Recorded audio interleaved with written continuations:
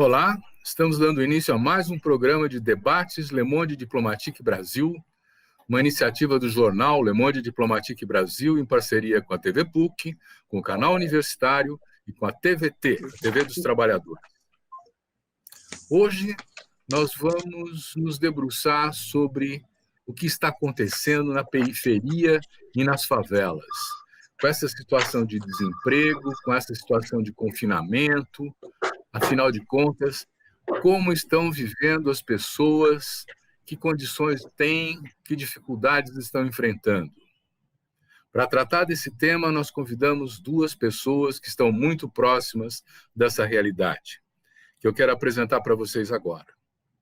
A Michele Dias da Silva, que é da Frente de Luta pela Vida da Zona Leste. Muito obrigado, Michele, por estar aqui com a gente. Vai ser importante ouvir você também, né? E temos também a Lumena Almeida de Castro Furtado, que é professora, é psicóloga, é especialista em saúde pública, é professora do Departamento de Saúde Preventiva da Unifesp e é membro do Laboratório de Saúde Coletiva da Unifesp. Muito obrigado, Lumena, também, por estar aqui, né? Seria importante começar essa conversa aproveitando uma pesquisa que foi feita pela Unifesp, né, coordenada pela Lumena, que vai nos dar algumas indicações de como é que está a situação na periferia e nas favelas. Lumena, você pode contar para a gente um pouco como é que os dados que estão aparecendo dessa pesquisa? Todos. Queria primeiro, Silvia, agradecer essa oportunidade que você está nos dando de podermos refletir sobre esse tema que tem tido uma importância muito grande nesse momento da pandemia. Nós temos, até ontem, 18 horas, 129.522 pessoas que perderam a vida pela pandemia. Mais de 4 milhões dessas pessoas já tiveram contato com o vírus, estão nesse momento, sendo infectados pela pandemia. A gente sabe que isso ainda é muito subnotificado. Então, esse é um tema importante. Pensar as populações vulneráveis neste momento é central na reflexão sobre a vivência da pandemia. Essa pesquisa que o Silvio está citando, uma pesquisa que tem como objetivo principal, que é resultado de um edital da Unifesp a partir de setembro, a gente poder analisar, refletir, acompanhar a vivência das pessoas que estão em territórios vulneráveis durante a pandemia, buscando refletir com elas esse processo e buscando pensar possibilidades de intervenção que possam qualificar políticas públicas, que possam qualificar o que hoje nós estamos conseguindo fazer junto com essas populações durante o processo agora de agravamento dessa vulnerabilidade.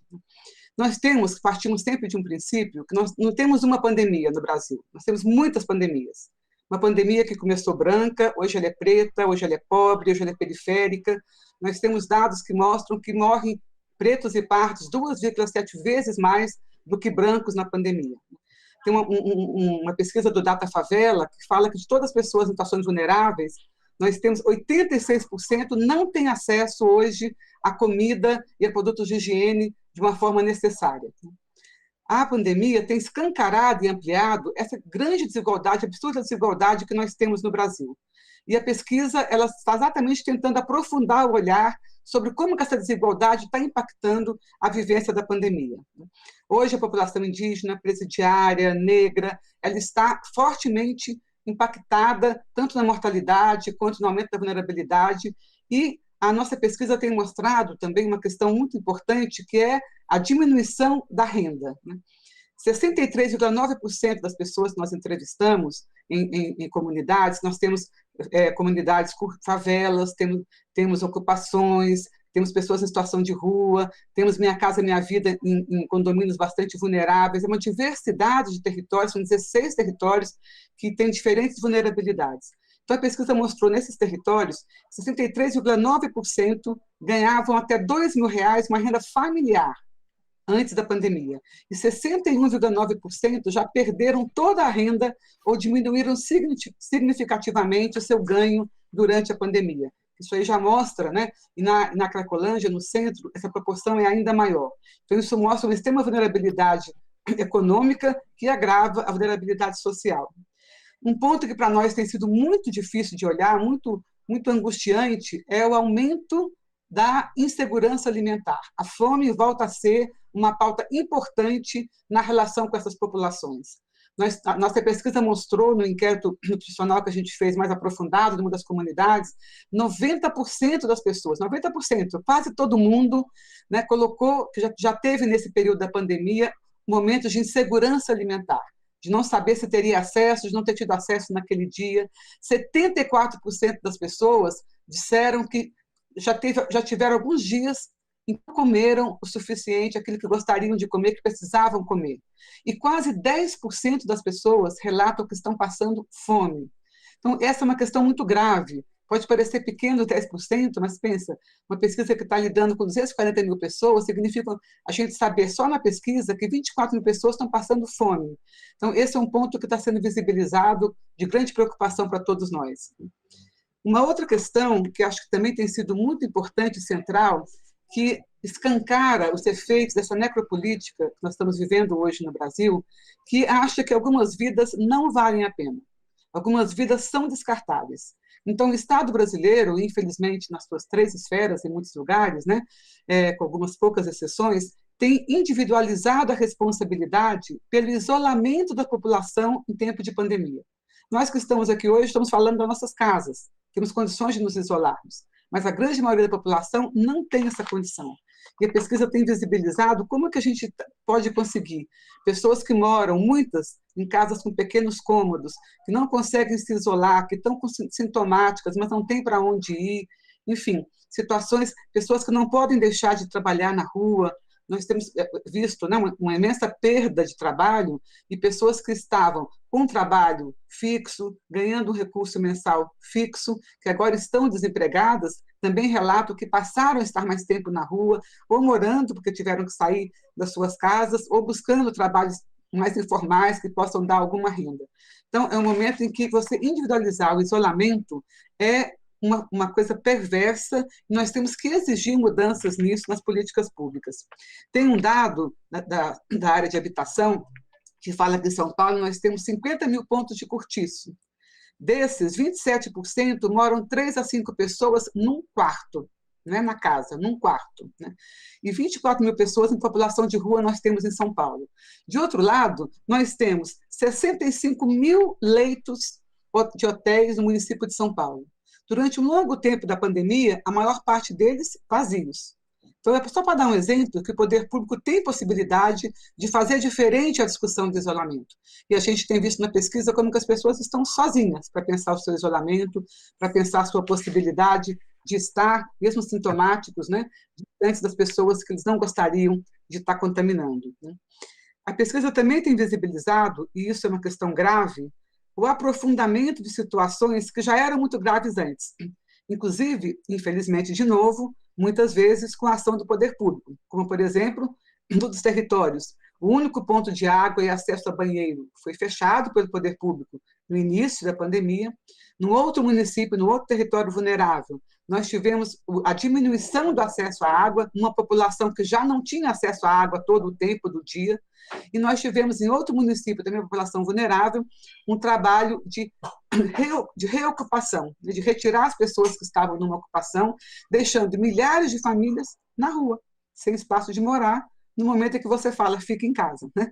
Então, infelizmente, a pesquisa está ajudando a visibilizar de maneira muito forte esses efeitos da necropolítica que cada vez mais vão descartando vidas, vão colocando que algumas vidas não são tão importantes.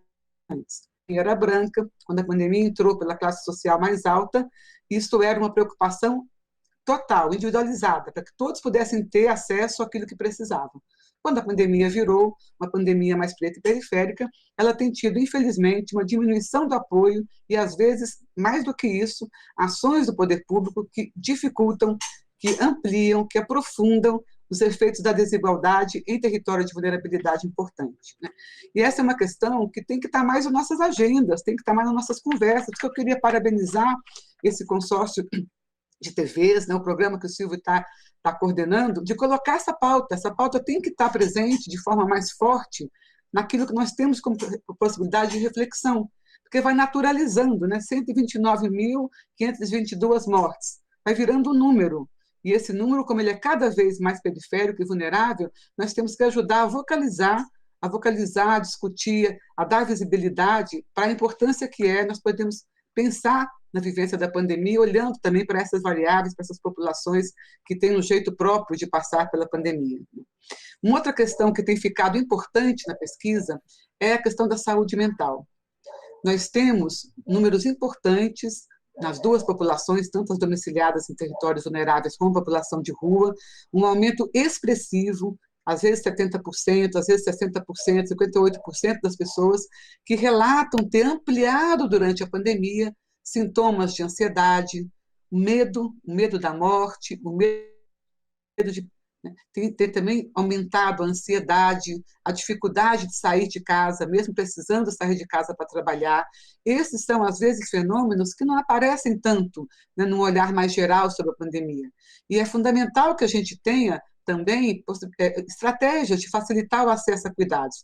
A gente tem visto, eu trabalho há muitos anos no Sistema Único de Saúde, a universidade tem contato permanente com o Sistema Único de Saúde, as unidades básicas, o Centro de Atenção Psicossocial, enfim, não só as urgências e hospitais, porque a gente, da pandemia, tem falado muito do cuidado às pessoas nas urgências, nas UTIs, nos hospitais, que é fundamental para dar um cuidado qualificado, para ajudar a salvar a vida das pessoas, mas tem um outro lado do cuidado em saúde, que é menos visível, que é aquele cuidado nos territórios. As unidades básicas de saúde, que é o ponto mais perto das pessoas que nós temos no SUS, o Centro de Atenção Psicossocial, que são os CAPs, que atendem pessoas que estão com dificuldade de saúde mental, que estão lá nos territórios. E a gente tem visto ampliar a procura de pessoas que nunca tinham estado nesses serviços, não tinham antes um sofrimento psíquico, emocional grave, que agora na pandemia estão precisando desse cuidado. Nossa pesquisa tem sempre uma relação com a rede de saúde no território, e as unidades básicas de saúde também têm referenciado isso. Tem unidade básica de saúde que, por ter essa conexão com o território, por ter essa conexão forte do território, tem inclusive participado de redes de solidariedade. Num ponto da Zona Leste, teve uma unidade básica que ajudou a construir um ponto de água na praça, porque é isso que precisava naquela hora. Então, a rede de saúde mais capilarizada também tem tido uma importância nesse cuidado das pessoas na época da pandemia. E a saúde mental é uma questão, na pesquisa aparece com uma forte presença, que a gente precisa também ampliar possibilidades de cuidado nisso. Tem sido pensado redes de ampliação de cuidado socioafetivo, enfim. Tem um território nosso da pesquisa, né, em Osasco, que começamos, inclusive, a desenvolver agora um programa de extensão, que é a universidade junto com a população, a partir de um cuidado socioafetivo que a pesquisa ofereceu, e aí apareceu a necessidade de quê? O que causava sofrimento? Não ter geração de renda, não ter acesso ao alimento. Então, a própria pesquisa, junto com os estudantes, ampliando para estudantes da universidade, junto com a população, começou a fazer um projeto de ampliação de renda, de cooperativismo, enfim. Então, nós temos em todos os territórios, essa comissão que faz a pesquisa junto com a população, tem entrado junto, na hora que percebe o problema, entrado junto com a população para pensar junto ações que possam estar contribuindo. Um outro ponto que tem muita visibilidade na pesquisa é o aumento da violência doméstica, da violência contra a mulher. Uma violência, vamos lembrar, né, que a violência doméstica, que a violência contra a mulher, ela não tem no Brasil diferença de classe social. Tanto, sempre falo para dar um exemplo, né, tanto o pediatra quanto o pedreiro, né, essa frequência da violência doméstica, ela não respeita, não tem diferença entre classes sociais. Mas, nesse momento, quem está em território vulnerável tem ainda mais um agravante, porque as pessoas passam a estar convivendo todo o tempo numa moradia muito pequena, sem ter possibilidade de se afastar do possível agressor. Então, a gente tem percebido também na pesquisa um aumento da violência doméstica, particularmente contra mulheres, né? Mulheres que chegam para falar conosco com muito medo, com muita insegurança, porque antigamente ela ficava fora de casa o dia todo, voltava para casa depois, o marido também, ou o pai, ou o padrasto também saía e voltava, e hoje não. Estão todos ali o tempo todo juntos, e isso tem aumentado muito o risco da violência, a ocorrência da violência e o medo pela violência. Nós temos encontrado essas três situações no contato com as mulheres, e a gente tem tentado criar em ato com elas uma percepção de qual é a rede de apoio que elas poderiam ter. Então, é muito importante que todos nós possamos estar atentos aonde a gente está circulando, se tem algum sintoma das mulheres ou das crianças que a gente está convivendo, está mais triste, está mais quieta, está mais no canto, não quer falar, a gente poder ajudar a poder se aproximar e ver se de fato tem alguma questão ali que precisa de um cuidado especial. Então, o aumento da violência, principalmente contra a mulher, e a gente sabe que 86% das violências contra a mulher acontecem dentro de casa, o agressor é alguém conhecido, então esse é um ponto também bastante importante para a gente na pesquisa. E a gente tem também Deixa eu entrar um visibilizado... pouquinho aí agora. Pois não, por favor. Não, Me animei, né? porque nós vamos aproveitar e vamos explorar essa pesquisa ao longo de todo o nosso período de conversa, né? E eu acho muito importante os dados que você está trazendo, porque eles não só mostram números, mas eles mostram a condição mesmo de vida, né? E as dificuldades que essa população da periferia mais empobrecida está vivendo. Aliás, a Fundação Getúlio Vargas Social publicou agora um estudo em que mostra que a renda do trabalho da metade mais pobre da população caiu 28% agora durante a pandemia, né? E nós temos 26% de jovens de 20, 24 anos que não têm mais ocupação, né? Então, que vão perdendo também essa capacidade de adquirir as coisas essenciais, né? Esses dados, então, eles nos chamam para uma situação crítica, mas é preciso que a gente entenda também como que isso está acontecendo. Quer dizer, o número é muito importante, mas a descrição, vamos dizer assim, da situação de vida é tão importante ou mais. E é por isso que eu queria agora perguntar para a Michele. Michele, por favor, você faz parte da Frente de Luta pela Vida da Zona Leste. Conta para nós um pouco o que é essa frente, qual é a situação que vocês encontraram e o que vocês estão fazendo para enfrentar essa situação. Diga.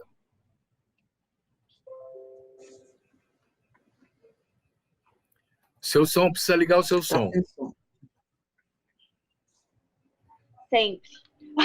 Isso. Bom, primeiro eu queria agradecer imensamente a possibilidade de poder compartilhar com vocês e também de poder trazer algumas reflexões que a gente vem construindo lá na Zona Leste, né? Sobre todo o impacto dessas desigualdades que o coronavírus, que essa pandemia apresentou para a gente. Bom, eu faço parte da Frente Popular pela Vida. É uma frente que começou a se organizar em abril deste ano, né, um pouco tempo depois do início da pandemia, né? Ela se inicia a partir da iniciativa de movimentos de cultura dos bairros da Zona Leste, né? E a partir daí outros atores e atrizes do território passaram a compor essa frente e trazer as reflexões que deram corpo às nossas bandeiras de luta ao longo desses últimos meses, né? Nós da frente tínhamos como uma pauta muito importante a criação, né, a efetivação de um hospital de campanha na Zona Leste. Tínhamos, inclusive, alguns espaços já mapeados para que esse hospital de campanha pudesse ser efetivado, ser construído, porque a gente entendia que os hospitais de campanha no Pacaembu, em outras regiões muito distantes da gente, não era efetivo nos cuidados para a população que estava sendo contaminada pelo coronavírus aqui na Zona Leste.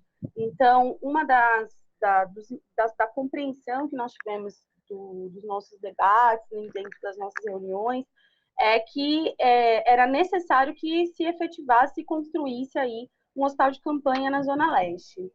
O segundo ponto, e aí esse ponto é um ponto bem importante, porque dentro da frente existem também pesquisadores que compõem junto com a Lumena, e aí já agradecer de antemão a Lumena pela brilhante exposição dessa pesquisa, que elucida muitas coisas que a gente sente na pele, né? E ela traz aí dados quantitativos, mas também qualitativos de como que essas desigualdades se intensificam nesse período de pandemia, né?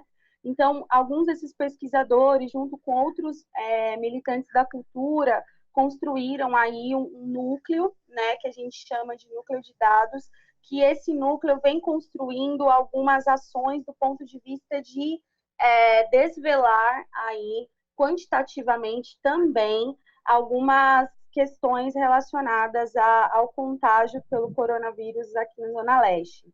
Então, uma das nossas pautas também era a criação, né, ou a efetivação de um espaço para que a população que não pudesse fazer o isolamento social nas suas casas, o isolamento de saúde dentro das suas casas, por conta de não ter espaço para isso, né, porque a gente sabe que na quebrada as casas têm no máximo 2 cômodos, quando não um cômodo, e isso é uma situação que dificulta ou impossibilita praticamente 100% o isolamento social para que essa pessoa possa fazer a quarentena dela caso ela esteja contaminada.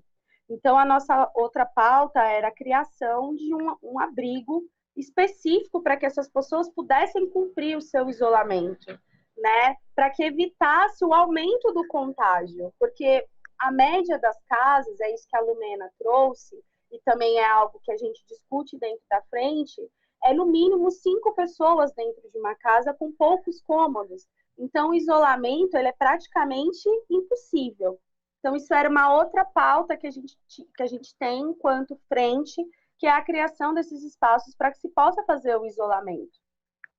E, por fim, uma outra pauta que a gente encampa e segue discutindo enquanto frente é as testagens em massa na periferia, né? Então, isso não acontece. A gente sabe que esses dados, esses números de mortes e de contágios são subnotificados, porque muitas pessoas se contaminaram pelo coronavírus e não tiveram sequer o acompanhamento da unidade básica de saúde, né? Então, aqui na Zona Leste, houveram casos, inclusive, de companheiros da própria frente que se contaminou, que a família também se contaminou, e, infelizmente, a saúde não teve pernas aí para acompanhar de maneira mais atenciosa os casos de contágio, né? Então, as testagens, ela contribui também para isso, né? Para que a gente possa entender o real número de contágio, não só nos bairros ali, mas na periferia como um todo. E aí, a gente considera, né, que a ausência dessas ações de testagem, ela aumentou, né? Ela ampliou o número de contágio na periferia. Então, basicamente, as nossas ações são em alguns espaços estratégicos, assim, né? Onde a gente está mesmo morando e onde nós trabalhamos, né? Eu atuo no Lajeado, que é uma região da periferia da Zona Leste, que é em Guaianazes. Eu atuo lá há 9 anos com mulheres em situação de violência doméstica, em um serviço que atende mulheres em situação de violência doméstica. E a maioria das pessoas que estão atuando nessa frente ou trabalham, ou moram, ou residem nesses bairros, né? Do Lajeado, de Guaianazes, Itaquera, São Mateus, são os bairros que compõem, aí, as pessoas que compõem essa frente, né? Cidade de Tiradentes. Então, a ausência do hospital de campanha, porque a gente já entendeu que isso não vai acontecer, né? Isso foi uma pauta da frente que por bastante tempo a gente encampou em todas as nossas atividades que nós realizamos, tanto de lives quanto de ações de rua, porque nós chegamos a fazer algumas ações de rua, a gente levou a pauta do hospital de campanha, mas infelizmente isso não se concretizou e a gente já entendeu que não irá se concretizar, né? Então, por isso também a gente começou a desenvolver outras ações nos bairros, que aí eu vou falar um pouquinho mais para frente. Mas acho que é importante dizer que nesse momento também de pandemia, os governos, né, os nossos governantes estão também se aproveitando desse processo para ampliar a terceirização. Então, nós estivemos junto com o movimento em São Mateus, pela luta da não privatização, não terceirização do Hospital de São Mateus. né? E, infelizmente, em Guaianazes, essa privatização, essa terceirização aconteceu no Hospital Geral de Guaianazes, que era um hospital que, inclusive, era referência no atendimento do Covid, aqui na Zona Leste também. E esse hospital ele foi terceirizado, assim como alguns outros hospitais, nesse período de pandemia, passou pela terceirização sob o argumento de melhoria para o atendimento da população, quando a gente sabe que isso é mais uma tirada de direitos da nossa população, a terceirização, além de precarizar o trabalho das pessoas que atuam nesses espaços, ela também precariza o atendimento da população. Então, a gente, enquanto frente, estivemos nesses espaços também de luta contra as terceirizações dos serviços de saúde. Recentemente, a gente se deparou também com o processo de praticamente extinção do serviço de vigilância e de saúde do trabalhador aqui na cidade de São Paulo. Então, é mais uma política pública aí que vem sendo exterminada e atacada diretamente nesse período de pandemia.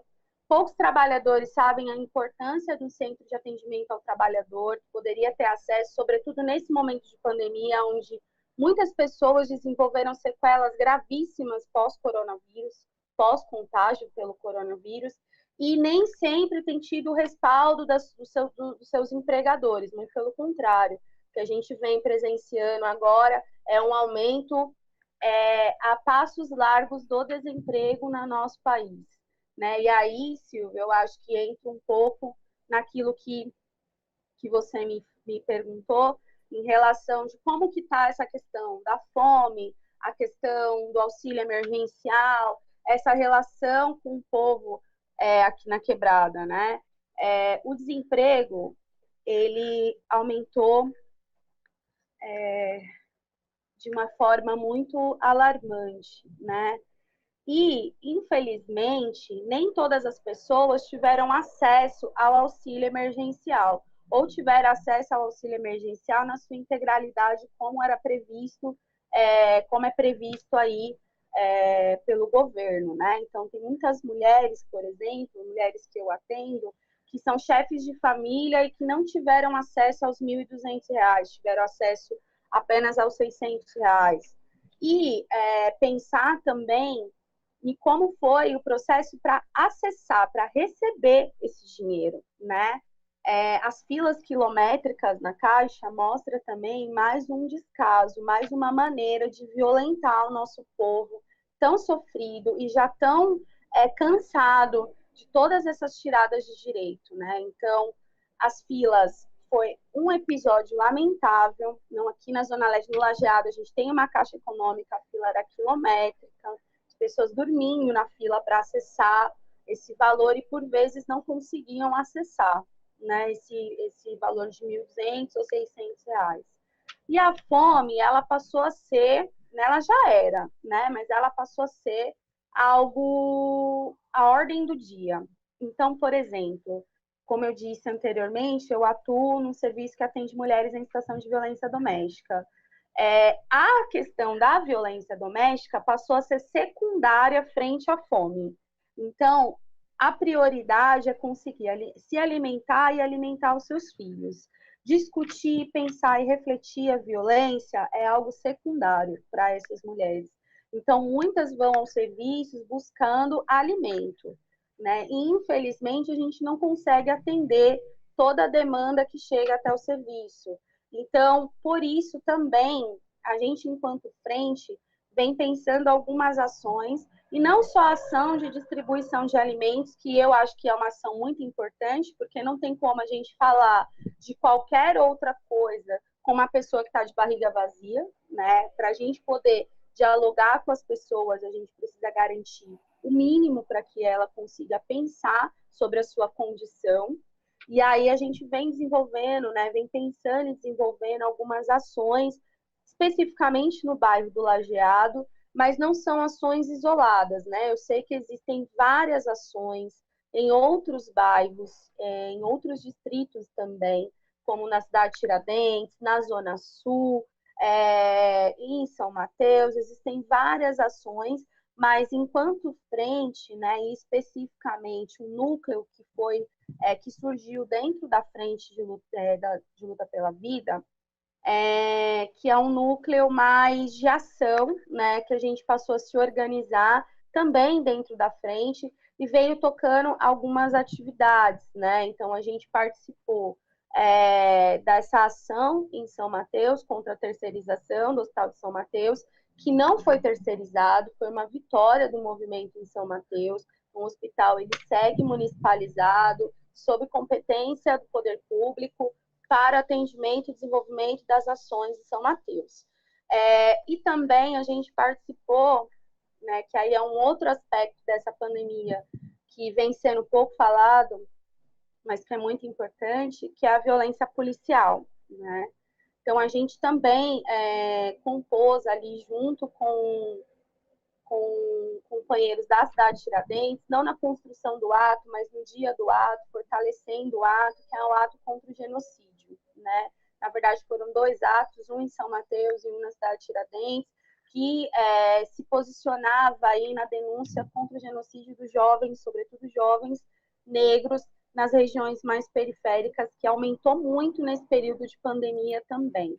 Não sei se existe algo na pesquisa que vocês fizeram sobre isso também, Lucemi, mas eu acho que é bem interessante porque os movimentos, sobretudo de mães, vêm denunciando cada vez mais o aumento do genocídio, o aumento de morte dos jovens nesse período de pandemia, né? O aumento da violência policial. Então, a gente, enquanto frente, também se solidariza e compõe esses espaços porque a nossa luta é pela vida.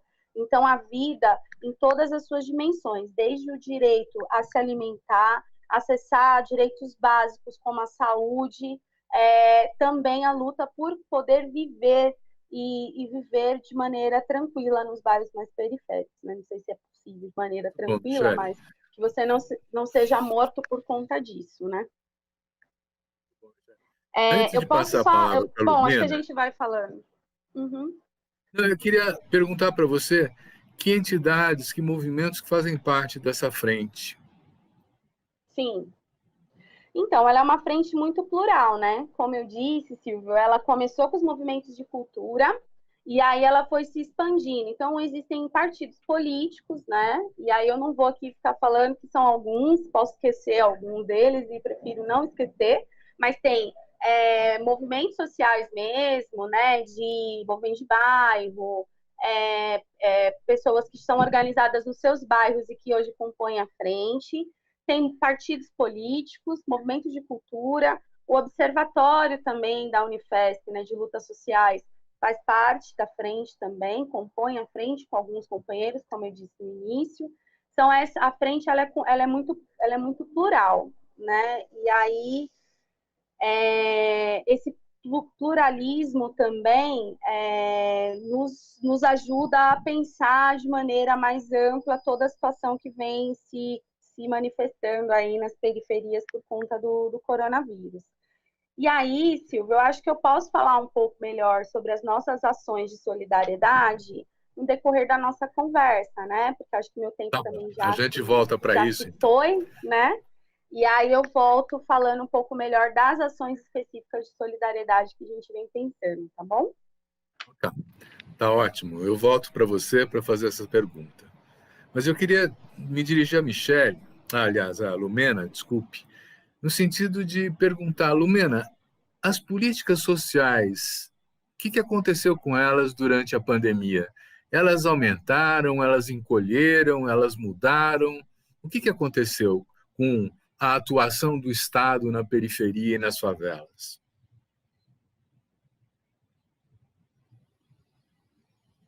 Está sem som. Lumena, põe som. Desculpa, eu tinha tirado aqui quando a Michelle estava falando. Eu acho que para poder pensar a ação do Estado durante a pandemia, a gente não tem como não olhar para como que o Estado vem, nos últimos períodos, fazendo a sua ação no espaço público. Né?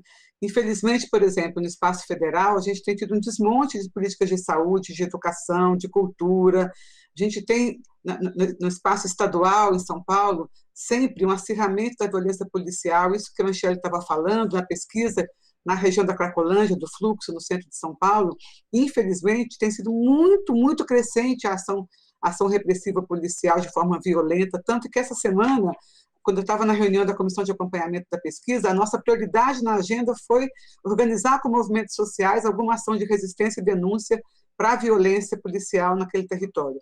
Então, o poder público, que já vinha num processo de desqualificação, de desmanche, né, de atrofiamento, com o sistema de saúde desfinanciado, da educação, enfim, nesse momento, ele teria que ter tido uma decisão forte de falar, apesar do que está acontecendo, eu agora vou priorizar ações públicas. E a gente, infelizmente, não tem encontrado isso nos territórios, com pouquíssimas exceções. Nós estamos em 6 municípios na pesquisa, envolvendo aí diferentes organizações públicas. Em alguns municípios a gente percebe o poder público mais presente, mas, infelizmente, em vários deles a gente percebe uma ausência do poder público nos territórios, né? Tem até ações gerais que, né, aparecem, talvez, na mídia, alguma certa organização de acesso a serviços especializados, mas essa ação no território com as populações vulneráveis, infelizmente, ela está enfraquecida. Como eu dei exemplo no início, coisas que aconteciam, tipo acesso à água, foram retirados durante a pandemia. Então, eu acho que é muito importante a gente visibilizar isso, conversar sobre isso, porque o poder público, o Estado brasileiro, nas suas várias esferas, tinha que estar tendo agora um papel absolutamente central no enfrentamento da pandemia. E ele não está tendo. Na verdade, quem que está tendo um papel central no enfrentamento? E a fala da Michelle é um exemplo fortíssimo disso. E a pesquisa está muito, muito, muito, muito se encontrando com isso. Hoje, quem está garantindo o apoio e o enfrentamento e algum tipo de rede de solidariedade nos territórios vulneráveis é a população. Mais de 70%, se a pesquisa mostra, das redes de solidariedade que estão dando apoio, como esses vários exemplos que a Michelle deu, em todos os territórios, são redes que são redes compostas por movimentos sociais vinculados àquele território ou por moradores daquele território. Então, eu tenho até dito que a gente foi para um território considerado de vulnerabilidade e a gente está, na verdade, descobrindo que ali é que está a potência de enfrentamento à pandemia. Como o poder público sai da sua responsabilidade, individualiza essa responsabilidade pela pandemia. Tiveram aqui lideranças sanitárias do Estado de São Paulo que escreveram em grandes jornais, né, que o Estado fazia tudo o que ele tinha que fazer e agora ela com as pessoas garantir ações de higiene, de isolamento. Então, o Estado sai dessa responsabilidade, mas uma questão importante, eu acho muito positiva que a gente está vendo, é essa ampliação da ação nos territórios dos movimentos sociais e dos moradores. Acho que a gente tem que aprender com isso, né? A gente tem que olhar para isso e perceber que a organização social se fortalece ali onde as pessoas estão implicadas com aquilo que acontece. Então, eu tenho achado que, infelizmente, o Estado está mais ausente do que aquilo que necessitaria num momento tão grave como o da pandemia. Isso é acho que uma luta que nós não podemos perder de vista. Então, agora, né, as populações vão escolher, por exemplo, as lideranças municipais agora nesse ano, e independente de partido, acho que tem que ser colocado na agenda qual é a preocupação, qual é o plano, qual é a proposta do Estado, né, naqueles grupos que vão estar debatendo, para apoiar, para estar junto, para poder, com a população nos territórios mais vulneráveis, construir outras alternativas. Lumena, eu queria só fazer uma parte no que você... eu queria só fazer uma parte no que você disse, que eu acho que é muito importante o que você apresenta sobre o Estado mínimo, né? Eu acho que essa é a lógica mesmo que a gente está vivendo nesse momento. Já vinha vivendo antes, mas eu acho que a pandemia... Acho não, né? Penso que a pandemia, ela só desvelou isso, né? Só descortinou o que já estava aí, né? Esse Estado mínimo mesmo, essa ideia, como eu trouxe, da terceirização, é uma ideia muito real de desmonte mesmo de políticas públicas, porque quanto mais você terceiriza e quarteiriza os espaços, né? Você menos se responsabiliza disso enquanto política pública, né? Desde 2009, eu venho construindo um coletivo também, que é um coletivo de trabalhadores terceirizados das políticas públicas no município de São Paulo. E esse coletivo, a gente vem já fazendo essa discussão há um tempo, né? Do quanto a terceirização ela é prejudicial não só aos trabalhadores que são terceirizados, mas à população como um todo. E a nossa luta tem que ser pela estatização de todos os serviços públicos. A nossa luta tem que ser para que o Estado assuma a sua responsabilidade perante esses serviços e com esses trabalhadores. não torne inexistente espaços que são tão caros para a gente, como esse espaço de saúde do trabalhador da vigilância sanitária, como os hospitais que a gente viu sendo terceirizados a passos largos também nesse período da pandemia. Os hospitais de campanha foram todos terceirizados, né? E a gente, inclusive, percebe problemas que houveram em outros estados, como no Rio de Janeiro, com a terceirização da construção e da operacionalização desses hospitais. Então, o Estado tem se tornado, sim, cada vez menos ativo. Claro que ele não vai se retirar como um todo, porque para que a gente tenha esse sistema ativo como capital, o Estado precisa mesmo, mínimo, estar ali. Mas eu acho que você trouxe esse aspecto da defesa, e aí eu queria salientar que existem grupos que fazem essa defesa, né, de que os espaços, os equipamentos, os serviços precisam ser estatais. Os trabalhadores que já executam a política de maneira terceirizada, como eu, que sou uma trabalhadora terceirizada da assistência social no município de São Paulo, que a gente execute esse trabalho de maneira direta, porque isso amplia a qualidade dos serviços, né? Porque a ideia é precarizar o que é público para justificar a terceirização. E isso tem acontecido no período da pandemia, né? As pessoas têm procurado acessar os serviços de saúde e eles estão cada vez mais precarizados, os serviços diretos, para justificar uma terceirização. E é nesse momento que isso está acontecendo, de maneira escancarada, né? Então, o Estado já não pode chamar rapidamente. Desculpa. Não, só queria comentar o que ela falou, mas vai depois eu engato. Não, pode comentar. Pode comentar. Não, só para poder dialogar com isso, Michele, eu até acho que em momentos graves como a pandemia, por exemplo, pode ser muito necessário você comprar um serviço privado, por exemplo, num hospital de campanha, que vai ser aquela coisa provisória, que vai ter que estar ali para poder atender emergencialmente. Isso pode ser muito necessário em alguns momentos. Agora, eu acho os dois problemas graves que eu vejo nisso, um é, por exemplo, no município de São Paulo, como exemplo, ele está dividido por organizações privadas e cada uma faz a gestão como ela quer. Não tem uma gestão central que, de fato, consiga fazer a gestão do município. E aí você tem em cada região de São Paulo ações diferentes, concatenadas, enfim. E acho que o outro problema, que também não teve, né, uma ação forte do Estado, é que, nessa hora, o Estado tem que ter um papel de regulação também do serviço privado. Em São Paulo, faltava leito de UTI e tinha leito de UTI privado faltando em vários municípios. Então, aí é um outro problema ainda maior. O Estado não assume o seu papel regulador, né, também do privado, na hora de conseguir ampliar o acesso. Né? Vamos esclarecer que o papel regulador... o papel regulador é fazer cumprir a lei, né? Quer dizer, é por isso que o Estado tem esse papel de fiscalizar. E em todo o mundo, hoje em dia, está havendo uma remunicipalização de muitos serviços públicos, porque a avaliação geral é assim. Quer dizer, quando você privatiza, quando você terceiriza um produto ou um serviço, o preço da tarifa, o preço do serviço vai subindo continuamente e a qualidade do serviço cai. Né? Isso é testemunhado, são depoimentos de governos municipais no mundo inteiro, na Alemanha, na França, no Canadá, nos Estados Unidos, que acabaram retomando para a mão do poder público a gestão direta de políticas sociais, porque no setor privado ele vai querer o lucro, ele não vai prestar o serviço, e nem vai reinvestir o eventual excedente na melhoria do serviço, vai distribuir para os acionistas. Né? Então, realmente é uma perversidade a gente ter, na pandemia, a terceirização, a privatização, né, de serviços que são essenciais. Eu queria voltar para a Michele, para que ela conte, então... trabalhadores também, né?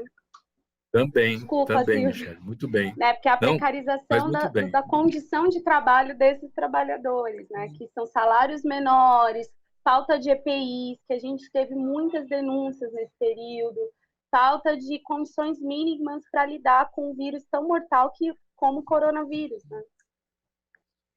Conta para a gente como é que são essas ações que a frente está desenvolvendo. Tá. Recentemente, a gente se reuniu, né, esse grupo, né, que se instituiu dentro da frente, porque a frente se se dividiu em 3 momentos, em 3 grupos específicos para poder tornar operativa a nossa ação. Então, existe o grupo que é um grupo que compila e matura os dados, como eu disse, né? Que tem alguns pesquisadores, inclusive, da Unifesp nesse grupo também, que ajuda a gente a pensar as coisas que a gente recebe, que a gente vai vendo, como está no nosso território. Um outro grupo, que é um grupo de comunicação, e aí esse grupo de comunicação é um grupo bem importante, que é um grupo que libera os boletins, então a gente tem aí alguns boletins, né, acho que 2 ou 3 boletins, inclusive o último boletim da frente está muito bacana, que saiu agora no dia 21 de agosto, falando sobre o platô, né, e sobre como que isso, para nós da periferia, não garante, não significa aí uma estabilização das mortes, né? Muito pelo contrário, né? Houve uma redução de mortes nas regiões com concentração maior de renda, e as periferias, por exemplo, o Lajeado, houve um aumento de 8%, cerca de 200 mortes aí no período, no mapa que foi divulgado no dia 3 de agosto. Então, a gente faz um pouco desse trabalho de boletim para poder socializar com a população, uma linguagem bem fácil, assim, não dizendo que a população não consegue entender, não é isso, mas é que a gente também não quer que tenha uma linguagem muito rebuscada, que as pessoas não consigam ali, vão levar, não estou entendendo nada disso aqui. Não, você consegue ler, entender os dados e transmitir, inclusive, isso para a população com quem a gente vem tendo contato, né? O que é esse platô que a mídia vem falando tanto, o governo vem falando tanto, então a gente faz essa discussão nesse nosso último boletim, que foi divulgado aí pelo nosso grupo de comunicação. E, por último, é esse grupo que vem fazendo as ações mais assim, de chão mesmo, né? A gente fala que são as ações do corpo a corpo.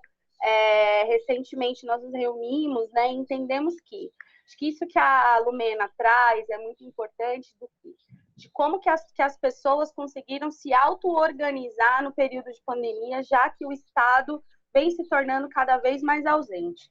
Então, nós partilhamos algumas experiências de países da América Latina que tiveram na organização, na auto-organização do povo, uma ação efetiva, inclusive para uma transformação de consciência, né?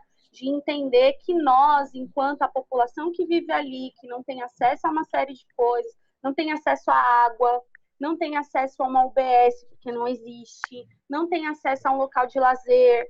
Então, nós somos as principais pessoas para combater esses tipos de retrocesso, para cobrar e para construir novas realidades. Então, o que a gente tem feito nesse momento?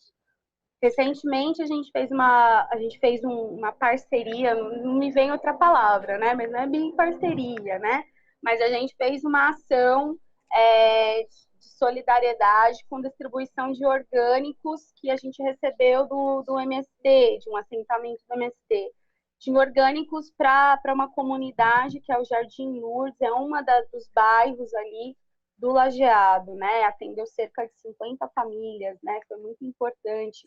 E aí, na entrega desses alimentos, a gente foi conversando, olha, a gente quer fazer uma conversa, isso já tinha tido uma conversa anterior, mas com menos pessoas, né? E aí, nesse dia, com 50 pessoas, foi se fomentando isso. Olha, a gente precisa pensar, né? O que é importante para vocês nesse momento? Por incrível que pareça, o coronavírus ficou lá em último caso, assim. As pessoas estão cobrando unidade básica de saúde, as pessoas estão cobrando a pavimentação de uma pracinha que virou um depósito de lixo, que muitas pessoas têm adoecido ali. Então, a gente está nesse processo junto com a população ali do Jardim Lourdes, do Lajeado. Então, a nossa ideia não é ir lá e dizer para o povo o que tem que fazer. Não, a gente está indo para fazer junto com as pessoas aquilo que para eles é muito importante. Então, nesse momento, uma cesta de alimentos orgânicos foi o mais assertivo e muito importante para aquela população que estava sem nada, porque, de fato, aquilo que eu disse anteriormente, as pessoas estão com fome, a fome é a ordem do dia. Então, não tem como a gente falar sobre transformação da realidade com uma pessoa que está com fome, que está vendo poucas perspectivas e que estão ali desempregadas ou que estão quarteirizadas, né? Porque não é nem terceirizada mais essas pessoas estão, elas são quarteirizadas ou no trabalho informal, nos trens, no metrô e com muita dificuldade. Então, para mim, essa ação no bairro do Lajeado, Silvio, é uma ação muito importante que a frente vem construindo. Por quê? Porque ali, de fato, é uma potência de organização e de transformação real daquele território, a partir de experiências, por exemplo, que a gente foi beber de experiências de Cuba, né, com CDRs, com os defensores da revolução ali, onde cada pessoa por quadra tomava conta e defendia e sabia lidar com as necessidades das pessoas da sua quadra, né? Então a gente está um pouco assim, né, nesse caminho, não exatamente como se construiu em Cuba, né, porque a nossa realidade é outra, mas tentando fortalecer as lideranças do bairro para que a gente possa ali transformar ou provocar algumas reflexões naquele território que é tão apartado, que é tão esquecido mesmo pelo poder público. Né? Ótimo, eu acho muito importante você trazer essas experiências. Você quer falar, Michele? Aliás, Lumena, você quer entrar? Não. Eu queria comentar sobre duas questões que a Michele está trazendo, que eu acho que são muito importantes. Uma que eu acho que, inclusive, a imprensa, a televisão pode nos ajudar, né? Que é esses múltiplos territórios que ficam, quando você coloca um número grande no município de São Paulo, para o município inteiro, quantos mortos, quantas pessoas estão hoje com o Covid, esse número esconde questões muito importantes. Então, eu acho que a TVT, outros meios de comunicação, podiam nos ajudar a estar permanentemente dividindo esse número para que ele possa dizer quais são as realidades diferentes que a gente tem no município. Da pesquisa, por exemplo, na Zona Leste mesmo, de onde a Michele está falando, a gente fez um estudo de dados, e a Zona Leste 1, com relação à Zona Leste 2, né, que uma está um pouco mais vulnerável que a outra, entre a Zona Leste, a gente tem diferenças importantes, por exemplo, no crescimento da mortalidade pelo Covid. Então, eu acho que a imprensa podia nos ajudar a estar visibilizando essas muitas pandemias, esses muitos territórios que a gente tem. E uma última coisa, que acho que a Michele falando também fica claro, quando você perguntou a questão do papel do Estado, eu acho que a gente não pode mais pensar políticas públicas separadas. A fala da Michele e que a pesquisa mostra, se não pensar moradia, saneamento básico e saúde junto, não tem saída. Então, a gente tem que cobrar também do Estado políticas articuladas nos territórios, porque sem isso, se a gente não der esse salto, acho que a gente vai continuar cada vez mais fragmentando a possibilidade do Estado estar enfrentando a desigualdade. Né? Uhum.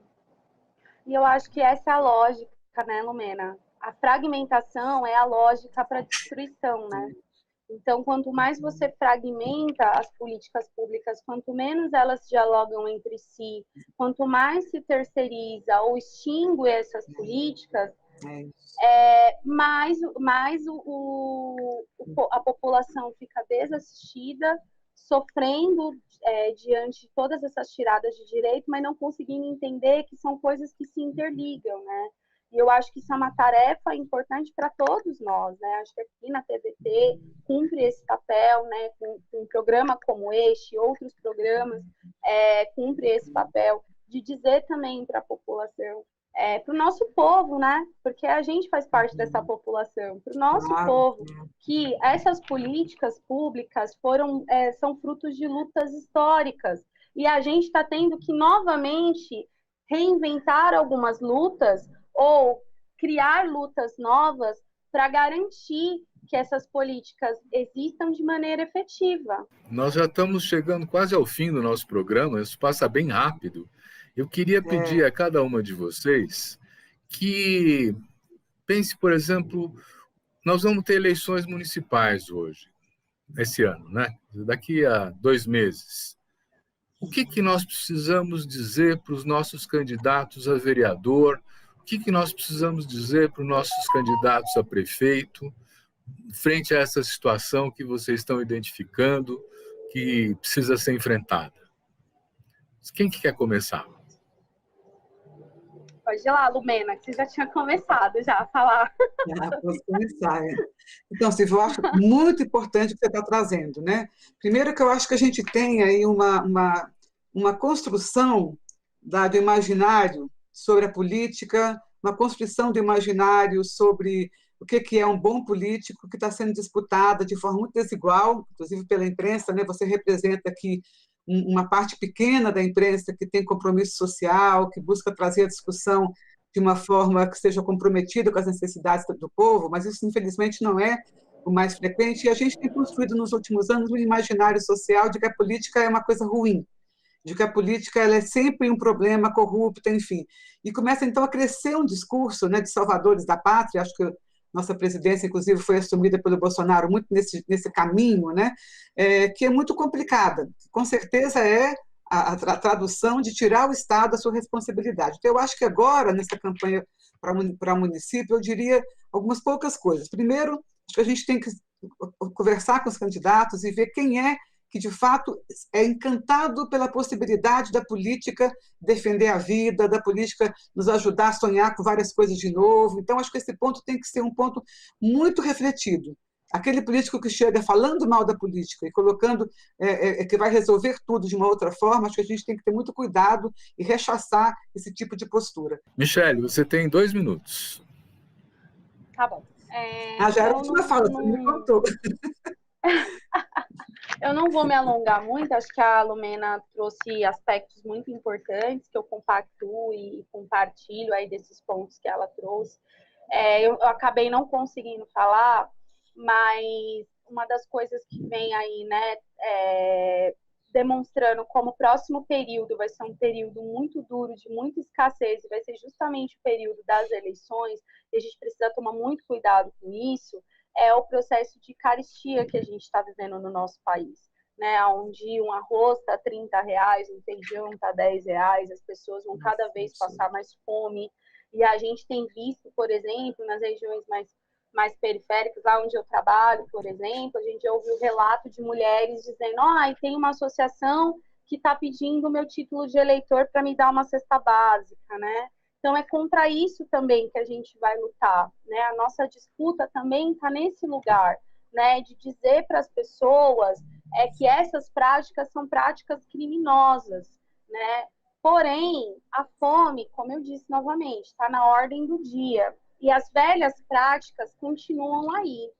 Então, compra de voto com cesta básica, eu acho que vai ser a ordem do dia dessa eleição.